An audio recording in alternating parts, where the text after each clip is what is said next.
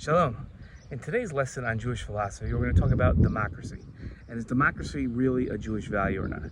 Churchill's famous line that democracy is the worst of all systems, but best of the worst. I messed that up, but it's a similar idea that democracy is not the end-all and be-all, is consistent with Jewish philosophy, that really we don't have a democracy in Judaism. We have a king, and the king has basically ultimate power with almost no checks and balances. Our legislative body is the Sanhedrin, and the Sanhedrin votes on laws, but those are a self-selecting group. When one of the members of the Sanhedrin, there are 71, when one of them dies or retires, so then the others vote in the next member, usually from the lower courts and working their way up to the upper courts. And this system really is the best of all systems because you're taking the best and the brightest of our people and having them lead.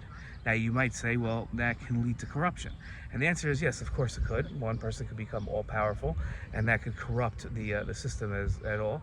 And we see that with a lot of Jewish kings who were not great people. In fact, they were Rishaim, they were evil people. But any system, no matter how safe and secure, no matter how many checks and balances, as we've seen in the history of all democracies, can become corrupt. Ultimately, the only way to ensure that we don't have corruption in our leaders is if the leaders are good people. That's the only thing that matters. So Judaism is not a system of democracy. The Torah does not have a democracy, and that's our lesson in Jewish philosophy today. Shalom.